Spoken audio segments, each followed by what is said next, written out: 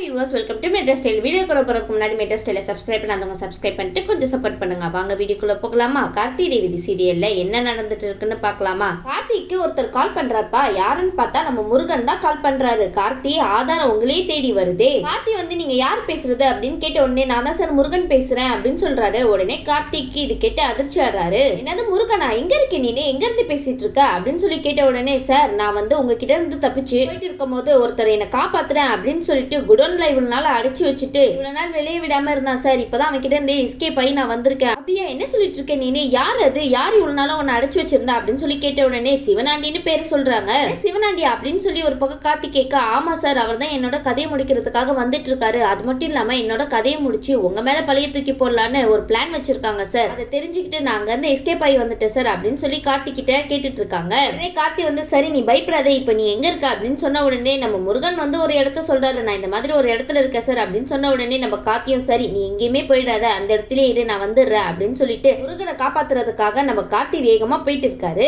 இந்த இடத்துல கார்த்தி வந்து முருகனை காப்பாத்துறாரா இல்லையா, அதுதான் பெரிய ட்விஸ்டே. கட்டத்துல காயத்ரி தேவி ரேவதி கல்யாணத்தை வந்து நிறுத்த வராங்க. இந்த கல்யாணம் நடக்காது, இங்க இருந்து நீங்க எல்லாரும் கிளம்பலாம் அப்படின்னு சொன்ன உடனே ஈஸ்வரிக்கு தூக்கி வரி போட்டுச்சு. ஏன் மேடம் இந்த கல்யாணத்தை ஸ்டாப் பண்றீங்க அப்படின்னு சொல்லி ஈஸ்வரி ஒரு பக்கம் கேட்க, இந்த கல்யாணத்துல இந்த பொண்ணுக்கு இஷ்டம் இல்லை அப்படின்னு சொல்லி எங்களுக்கு தகவல் வந்திருக்கு, அதனால இந்த கல்யாணம் நடக்காது அப்படின்னு சொல்ல உடனே ஈஸ்வரி சொல்றாங்க, யார் மேடம் அந்த மாதிரிலாம் சொன்னா, அந்த மாதிரிலாம் எதுவுமே கிடையாது மேடம், என்னோட பொண்ணோட விருப்பத்தோட தான் இந்த கல்யாணமே நடக்குதுன்னு அப்படின்னு இவங்க சொல்ல காயத்ரி தேவி சொல்றாங்க, இல்ல இந்த கல்யாணம்லாம் நடக்கவே நடக்காது அப்படின்னு சொல்ல ஈஸ்வரி சொல்றாங்க, சரி மேடம் பொண்ணே வந்து இந்த கல்யாணத்துல விருப்பம் இருக்குன்னு சொன்னா இந்த கல்யாணத்தை நீங்க நடத்த விடுவீங்களா அப்படின்னு சொல்லி கேட்க உடனே காயத்ரி தேவியும் சரி அப்படின்னு சொல்றாங்க.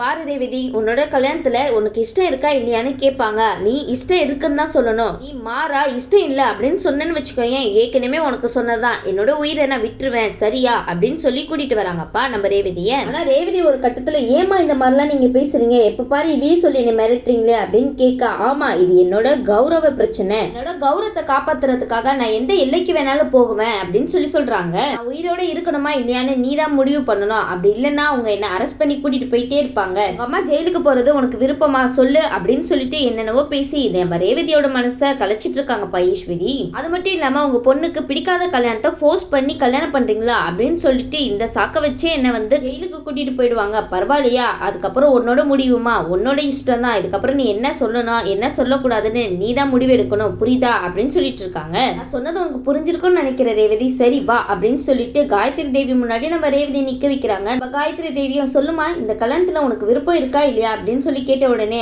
ஆமா எனக்கு இந்த கல்யாணத்துல முழு விருப்பம் தான், யாரும் என்ன ஃபோர்ஸ் பண்ணல அப்படின்னு சொல்லி சொல்றாங்கப்பா. ஈஸ்வரி உங்க பொண்ணு இந்த மாதிரிலாம் மிரட்டவே கூடாதுப்பா, பாவம் அவங்க இருக்கிற நிலைமைக்கு அவங்க என்னதான் பண்றதுன்னு தெரியாம முழிச்சிட்டு இருக்காங்க. இந்த பக்கமும் மாட்டிக்கிட்டு அந்த பக்கமும் மாட்டிக்கிட்டு என்னடா பண்றது அப்படின்னு சொல்லிட்டு ஒரு இடத்துல நிக்கிற மாதிரில இருக்கு அவங்கனால. உடனே சந்திரகலா நினைக்கிறாங்க, அடிட சக்க என்னடா இது, ஆமா சொல்லிட்டாலே, இதை எதிர்பார்க்கவே இல்லையே அப்படின்னு சொல்லி நினைச்சிட்டு இருக்காங்கப்பா. அது மட்டும் இல்லாம இந்த சிவனாண்டி அந்த முருகனை பிடிச்சானா இல்லையான்னு வேற தெரியலையா அப்படின்னு சொல்லிட்டு ரொம்ப டென்ஷனோட இருந்துட்டு இருக்காங்க நம்ம சந்திரகலா. பக்கம் நம்ம கார்த்தி வந்து முருகனை காப்பாத்துறதுக்காக போயிட்டு இருக்காங்க. அது மட்டும் இல்லாம அதிகாரிக்கு கால் பண்ணி இந்த மாதிரி சிவனாண்டி கிட்ட தான் இந்த முருகன் இருந்திருக்கான் இவ்வளவு நாளா, அவன் எனக்கு ஃபோன் பண்ணி இந்த மாதிரிலாம் சொன்னா அப்படின்னு சொல்லிட்டு அதிகாரி கிட்ட நடந்த விஷயம் எல்லாத்தையுமே சொல்லிட்டு இருக்காரு நம்ம கார்த்தி. என்ன கார்த்தி சொல்லிட்டு இருக்கீங்க, இந்த முருகனை தேடி தான் நம்ம இத்தனை நாள் அலைஞ்சிட்டு இருந்தோம், அந்த முருகனே உங்களுக்கு கால் பண்ணிருக்கானே, அவனை விட்டுறக்கூடாது, அவனை எப்படியாவது காப்பாத்தணும், நம்மளுக்கு இருக்கிற ஒரே சாட்சி அவன் மட்டும்தான் அப்படின்னு சொல்லிட்டு அதிகாரிங்க சொல்லிட்டு இருக்காங்க. அப்படின்னு சொல்லிட்டு முருகன் இருக்கிற இடத்த கார்த்தி கிட்ட தெரிஞ்சு கேட்டுக்கிறாங்க நம்ம அதிகாரிங்க. சரிப்பா நானும் அங்க வந்துடுறேன் அப்படின்னு சொல்லிட்டு முருகன் வந்து ஒரு இடத்துல ஒளிஞ்சுக்கிறாரு. அப்ப வந்து நம்ம சிவனாண்டி வந்து இங்கேயும் அங்கேயும் தேடி தேடி பார்த்துட்டு இருக்காங்கப்பா. அச்சே என்ன சித்தப்பு இவன் எங்கதான் போய் தொலைஞ்சான்னு தெரியலையே, இப்ப மட்டும் அவனை நம்ம கண்டுபிடிக்கலன்னா நம்ம கதையே மாறிடுமே அப்படின்னு சொல்லிட்டு ரெண்டு பேரும் வளவிரிச்சு தேடிட்டு இருக்காங்கப்பா நம்ம முருகனை. அப்போ நம்ம சிவனாண்டி வந்து நம்ம முருகனை பாத்துறாரு. முருகன் வந்து அச்சுச்சோ பாத்துட்டானே அப்படின்னு சொல்லிட்டு வேகமா ஓட ஆரம்பிச்சிடறாரு. வேகமா ஓடி எங்கேயாவது பாதுகாப்பான இடத்துல ஒளிஞ்சுக்கலாம் அப்படின்னு சொல்லிட்டு தேடி போயிட்டு இருக்காரு நம்ம முருகன். அதிகாரியும் கார்த்தியும் முருகன் இருக்கிற இடத்துக்கு தான் நோக்கி வந்துட்டு இருக்காங்க. பக்கம் நம்ம ரேவதி ஓனா அழுதுட்டு போறாங்கப்பா. இப்பொழுது என்ன பிரயோஜனம் ரேவதி, காயத்ரி தேவி கிட்ட மட்டும் நீங்க உண்மையை சொல்லியிருந்தீங்கன்னு வச்சுக்கோங்களேன், கதையில ஒரு திருப்பமே வந்திருக்கும்னு நினைக்கிறேன். ஆனா நீங்க தான் கிடைச்ச வாய்ப்பை மிஸ் பண்ணிட்டீங்க போங்க. ஆனா ரோகிணி, மயில்வாகனும், ராஜராஜன் இவங்க 3 பேருமே உங்க மேல செம்ம கோவத்துல இருக்காங்கப்பா.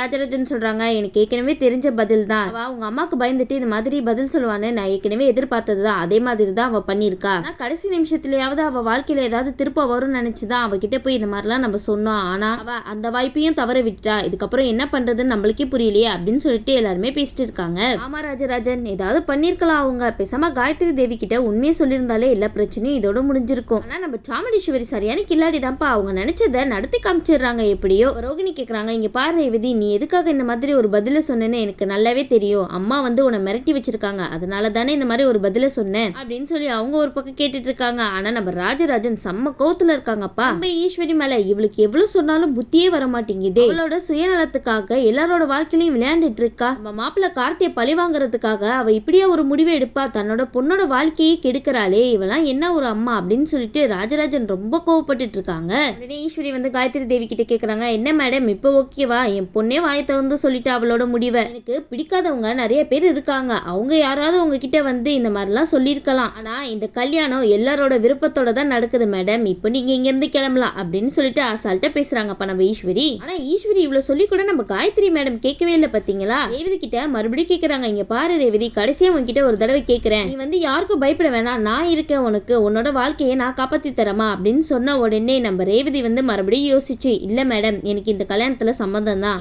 யாரும் வற்புறுத்தி இந்த கல்யாணத்துக்குலாம் ஏற்பாடு பண்ணல மேடம், எனக்கு விருப்பத்தோட தான் இந்த கல்யாணம் நடக்குது அப்படின்னு சொன்ன உடனே நம்ம சாமுண்டீஸ்வரி மேலும் மேலும் சந்தோஷப்பட்டுட்டு இருக்காங்கப்பா. சாமுண்டீஸ்வரி, கொஞ்ச நாளைக்கு தான் இந்த சந்தோஷம்லாம், இன்னும் கொஞ்ச நேரத்துல உங்க சந்தோஷமே போக போகுது. ஈஸ்வரி வந்து, என்ன மேடம், நான் தான் உங்ககிட்ட படிச்சு சொல்லிட்டு இருக்கேன்ல, அவளுக்கு இந்த கல்யாணத்துல விருப்பம் தானே, எதுக்கு தேவையில்லாம நீங்க மேலும் மேலும் அவகிட்ட கேள்வி கேட்டுட்டு இருக்கீங்க, நீங்க இங்க இருந்து கிளம்பலாம்னு நான் சொன்னேன் அப்படின்னு சொன்ன உடனே நம்ம காயத்ரி தேவி அங்க இருந்து கிளம்பிடுறாங்கப்பா. ஆனா இந்த ஈஸ்வரி யாருக்குமே மரியாதை தர மாட்டாங்க போலயே, எல்லாரையும் கடுகடுன்னு பேசி விரட்டுறாங்க. உடனே சாமுண்டீஸ்வரி சொல்றாங்க, இங்க இருக்கிறவங்க எல்லாருக்கும் நான் ஒண்ணு சொல்றேன், இந்த கல்யாணத்தை யாருனாலையுமே தடுக்க முடியாது, இந்த கல்யாணம் நடந்தே தீரும். எனக்கு இந்த விஷயம் நல்லாவே தெரியும், இங்க இருக்கிற யாரோ ஒருத்தவங்க தான் இந்த மாதிரி வேலையை பார்த்து வச்சிருக்கீங்கன்னு. ஆனா ரேவதி, நான் உங்ககிட்ட மறுபடியும் சொல்றேன், நான் ஏற்கனவே உங்ககிட்ட சொன்ன விஷயம் தான், கல்யாணம் நடந்தே தீரணும், நடக்கலன்னா என்ன ஆகணும் உங்ககிட்ட சொல்லியிருக்கல அப்படின்னு சொன்ன உடனே அவங்க பேசாம அவங்க படுக்க போயிடுறாங்கப்பா. ரேவதி மயில் வாகனமும் ரேவதி கிட்ட போய் பேசிட்டு இருக்காங்க, என்னம்மா ரேவதி நீ இப்படி பண்ணிட்டியே, இந்த கல்யாணத்துல மட்டும் இஷ்டம் இல்லை சொல்லியிருந்தா அந்த காயத்ரி தேவி வந்து அப்பவே கல்யாணத்தை நிறுத்திருப்பாங்கல்ல, நீ எதுக்கு இப்படி எல்லாம் பண்ண அப்படின்னு சொல்லி கேட்ட உடனே ரேவதி சொல்றாங்க, பாருங்க உங்க எல்லாருக்கும் நான் ஒண்ணு சொல்றேன், இந்த கல்யாணம் கண்டிப்பா நடக்கவே நடக்காது, எனக்கு கல்யாணம் நடக்கணும்னா அது கார்த்தி மாமாவோட தான் கல்யாணம் நடக்கும், கண்டிப்பா அவர் தான் என் கழுத்துல தாலி கட்டுவாரே தவிர மத்த யாருமே என் கழுத்துல தாலி கட்ட முடியாது, அந்த தைரியத்தினாலதான் இந்த கல்யாணத்துல ஆமா எனக்கு விருப்பம் இருக்குன்னு நான் சொன்னேன், வேற எதுவும் இல்லக்கா, நீங்க யாரும் பயப்படாதீங்க, கண்டிப்பா இந்த கல்யாணம் நடக்காது அப்படின்னு சொல்லிட்டு ரேவதி ஒரு பாட்டுக்கு தைரியம் கொடுத்துட்டு இருக்காங்கப்பா. ஆனா ரேவதி, உங்க தைரியத்தை பாராட்டியே ஆகணும், கார்த்தி வந்துருவாரு நம்புறீங்க பாத்தீங்களா, அந்த நம்பிக்கையோடயே இருங்க, நம்பிக்கை தான் வாழ்க்கையே. ரோகிணி வந்து நினைக்கிறாங்க, ரேவதி இந்த அளவுக்கு நம்பிக்கையோட இருக்காளே, ஆனா என்ன நடக்க போகுதுன்னு தெரியலையே அப்படின்னு சொல்லிட்டு எல்லாருமே பயத்தோட இருக்காங்க.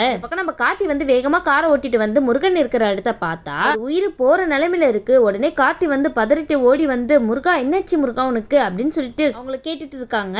சார், உங்களுக்கு பண்ண பாவங்களும் மத்த பொண்ணுங்களுக்கு பண்ண பாவங்களும் தான் சார் இந்த நிலைமைக்கு என்ன கொண்டு வந்திருக்கு, அதனாலதான் சார் என்ன இந்த நிலைமைக்கு கொண்டு வந்து விட்டுருக்கு அப்படின்னு சொன்ன உடனே கார்த்தி வந்து, முருகா என்ன நடந்துச்சுன்னு விஷயத்த சொல்லு அப்படின்னு சொன்ன உடனே ஃபிளாஷ்பேக்கா முருகன் சொல்லிட்டு இருக்காங்க, சிவனாண்டியும் முத்துவேலும் அவங்கள துரத்தி போயிட்டு இருக்கும் போது ஒரு கார்ல போய் ஒளிஞ்சுக்கிறாருப்பா. ஆனா நம்ம சிவனாண்டியும் முத்துவேலும் சும்மா இல்லாம எல்லா இடத்துலயும் தேடி பார்த்துட்டு கடைசியில முருகன் இருக்கிற இடத்த கண்டுபிடிச்சிடுறாங்க. சிவனாண்டி வந்து, என்னடா நீனு என்கிட்ட இருந்து தப்பிச்சு போயிடலான்னு பாத்தியா, என்கிட்ட இருந்து யாருமே தப்பிக்க முடியாது அப்படின்னு சொல்லிட்டு கூர்மையான ஆயுதத்தை எடுத்துட்டாங்க சார் அப்படின்னு சொல்றாரு நம்ம முருகன் கார்த்தி கிட்ட. அப்போ உங்களோட கார் சவுண்ட் கேட்டுச்சு சார், அப்ப வந்து கார்த்தி வந்துட்டான், இவனை காப்பாத்துறதுக்காக தான் இவன் வந்திருக்கான், போன் பண்ணி சொல்லியிருப்பான் இவனை உயிரோடவே இருக்க கூடாது அப்படின்னு சொல்லிட்டு, அது மட்டும் இல்லாம இந்த கார்த்திகையில நம்ம மாட்டவே கூடாது அப்படின்னு சொல்லிட்டு அங்க இருந்து ஓடி போயிட்டாங்க சார். அது மட்டும் இல்லாம இந்த சிவனாண்டி வந்து நம்ம சந்திரகலா கொடுத்த சட்டியா அந்த இடத்துல தூக்கி போட்டுட்டு வேற போயிருக்காங்கப்பா. கார்த்தி, நீங்க தான் ஆபத்துல இருக்கீங்க, இப்போ அங்க இருந்து கிளம்பிடுங்க, ஆனா நான் பண்ண வேலைக்கு தான் சார் இந்த மாதிரி நிலைமை எனக்கு வந்திருக்கு அப்படின்னு சொல்லிட்டு முருகன் வந்து ரொம்ப ஃபீல் பண்ணிட்டு இருக்காங்க. அது மட்டும் இல்லாம உங்களை கடைசியில காப்பாற்ற முடியாம ஆயிடுச்சு சார், உங்களுக்கு உதவி பண்ண முடியாத நிலைமையில இருக்கல சார், அந்த ரெட்டி வேற யாரும் கிடையாது மருதுதான் அப்படின்னு சொன்ன உடனே கார்த்தி சொல்றாரு, அது எனக்கு தெரியும் அவன் தான் ரெட்டுன்னு, ஆனா அவன் தான் ரெட்டுன்ற ஆதாரத்தை காட்டி கொடுக்கறதுக்காக இருந்த ஒரே ஆதாரம் நீ தான் அப்படின்னு சொன்ன உடனே நம்ம முருகன் வந்து கண்ணை மூடிடுறாரு. இதை பார்த்துட்டு நம்ம கார்த்திக்கு என்ன பண்றது ஏது பண்றதுன்னு ஒண்ணுமே புரியலப்பா. அது மட்டும் இல்லாம முருகன் மேல குத்திருந்தா அந்த ஆயுதத்துல கார்த்தியோட கைரேகை வேற இருக்குப்பா. கார்த்தி அந்த கூர்மையான ஆயுதத்தை பிடிச்சி இழுக்கும் போது அவரோட கைரேகை அதுல பட்டுருச்சு. அப்ப அங்க வந்து அதிகாரிங்க எல்லாருமே அங்க வந்து பார்க்கும்போது கார்த்திகையில அந்த கூர்மையான ஆயுதத்தை இருக்கிறத பார்த்துட்டு, என்ன கார்த்தி சார் என்ன நடந்துச்சு அப்படின்னு சொன்ன உடனே கார்த்தி வந்து நடந்த விஷயம் எல்லாத்தையுமே சொல்றாங்க. உடனே அதிகாரிங்க சொல்றாங்க, நீங்க எதுக்கு சார் அதை எடுத்தீங்க அப்படின்னு சொல்லி கேட்டுட்டு இருக்கும் போது இந்த பக்கம் சிவனாண்டி வந்து சந்திரகலாக்கு கால் பண்ணி சொல்லிட்டு இருக்காங்க, இங்க பாரு நீ சொன்ன வேலையை முடிச்சாச்சு, அந்த முருகனோட கதையை முடிச்சிட்டேன் அப்படின்னு சொல்லிட்டு பெருமைப்பட்டு இருக்காருப்பா. சிவனாண்டி இதெல்லாம் ஒரு பெருமையா என்ன, பார்த்த வேலைக்கு உங்களுக்கு இருக்கு பாருங்க பெரிய அப்பா பின்னாடி. உடனே சந்திரகலா வந்து இதை நினைச்சு ரொம்ப சந்தோஷப்பட்டு இருக்காங்க. அது மட்டும் இல்லாம வேற ஒரு டீமுக்கு கால் பண்ணி அங்க வர வைக்கிறாங்கப்பா, கார்த்தியை மாட்டி விடுறதுக்காக. அப்ப அங்க உள்ளவங்க எல்லாம் நினைக்கிறாங்க அப்ப கார்த்தி தான் இந்த வேலையை பார்த்துருக்கணும் அப்படின்னு சொன்ன உடனே அச்சுச்சோ நான்லாம் இந்த வேலையெல்லாம் பார்க்கல அப்படின்னு சொல்லி கார்த்தி சொல்லும் போது அதிகாரிகளும் கார்த்திக்கு சப்போர்ட் பண்ணி பேசுறாங்க. பாருங்க இந்த முருகனை பிடிக்கிறதுக்காக தான் நாங்க இங்க வந்தோம், ஆனா கார்த்தி சார் இந்த மாதிரிலாம் பண்ணிருக்க மாட்டாங்க, அவர் அப்படி பண்ணக்கூடிய ஆளும் கிடையாது அப்படின்னு சொன்ன உடனே இங்க பாருங்க இந்த கூர்மையான ஆயுதத்துல அவரோட கைரேகை தான் இருக்கு, அதனால நாங்க அவர் தான் அரெஸ்ட் பண்ணுவோம், அது மட்டும் இல்லாம நீங்க ஏதாவது பேசுறதா இருந்தா கோர்ட்ல வந்து பேசிக்கோங்க அப்படின்னு சொல்லிடுறாங்க. அச்சோ இது என்னடா பெரிய கொடுமையா இருக்கு, சரின்னு சொல்லிட்டு வந்த அதிகாரிங்க வந்து கார்த்தியை அரெஸ்ட் பண்ணி கூட்டிட்டு போயிட்டு இருக்காங்க. ஆனா இதை எதிர்பார்க்கவே இல்லை, இந்த சந்திரகலாவும் சிவனாண்டியும் பண்ண வேலையை பாத்தீங்களா, என்ன வேலை பண்ணி வச்சிருக்காங்கன்னு. சுத்தி இங்க சுத்தி நம்ம கார்த்தியே உள்ள தள்ளிட்டாங்கல்ல. ஆனா இந்த விஷயத்தை யாருமே எதிர்பார்த்திருக்க மாட்டாங்க. ஒரு கட்டத்துல இந்த விஷயம் நம்ம மயில்வாகனம், ரோகிணி, ரேவதி, ராஜராஜன் எல்லாருக்குமே தெரிய வருதுப்பா. உடனே அதிர்ச்சி அடைறாங்க. ஆனா இந்த பக்கம் நம்ம சிவனாண்டியும் முத்துவேலும் ஒளிஞ்சு நின்று பார்த்துட்டு இருக்காங்க. இந்த விஷயத்த சந்திரகலா கிட்ட வேற மறுபடியும் போன் பண்ணி சொல்றாங்க, பார் சந்திரா நம்ம போட்ட பிளான் ஒர்க் அவுட் ஆயிடுச்சு, அவனை அந்த அதிகாரிங்க புடிச்சிட்டு போயிட்டாங்க அப்படின்னு சொல்லிட்டு சந்தோஷப்பட்டு இருக்காங்கப்பா 3 பேருமே. இந்த விஷயத்த நம்ம அதிகாரிங்க வந்து மயில் கிட்ட சொல்லிட்டு இருக்காங்க. உடனே மயில் வந்து இந்த விஷயத்தை கேள்விப்பட்டு என்ன சார் சொல்லிட்டு இருக்கீங்க அப்படின்னு சொல்லிட்டு அதிர்ச்சி ஆறாரு. உடனே அதிகாரிங்க சொல்றாங்க கார்த்தி சார் இந்த மாதிரி பண்ண மாட்டாங்கன்னு எங்களுக்கு நல்லாவே தெரியும், ஆனா யாரோ பண்ண சதினால அவர் மாட்டிக்கிட்டாரு, இப்ப என்ன பண்றதுன்னு எங்களுக்கே புரியல, அது மட்டும் இல்லாம இருந்த ஒரே ஆதாரம் அந்த முருகன் தான், அவனோட கதையும் முடிஞ்சிருச்சு அப்படின்னு சொன்ன உடனே இந்த விஷயத்தெல்லாம் நம்ம ராஜராஜன் கிட்ட சொல்றாங்க மயில் வாகனம். உடனே ராஜராஜன் வந்து என்ன மாப்பிள்ள சொல்லிட்டு இருக்கீங்க அப்படின்னு சொல்லிட்டு சரி வாங்க நம்ம போய் கார்த்தியை பார்த்துட்டு வந்துடலாம் அப்படின்னு சொல்லிட்டு ஸ்டேஷன் கிளம்பி போயிட்டு இருக்காங்கப்பா. காலையிலே விடிஞ்சா ரேவதிக்கும் மருதுக்கும் கல்யாணம். இந்த விஷயத்துல இருந்து கார்த்தி எப்படி வெளியே வராருன்னு வெயிட் பண்ணி பார்க்கலாம். இந்த வீடியோ உங்களுக்கு பிடிச்சிருந்துச்சுன்னா மறக்காம மெட்ரா ஸ்டைல லைக் பண்ணுங்க, ஷேர் பண்ணுங்க, சப்ஸ்கிரைப் பண்ணிடுங்க. தேங்க்யூ.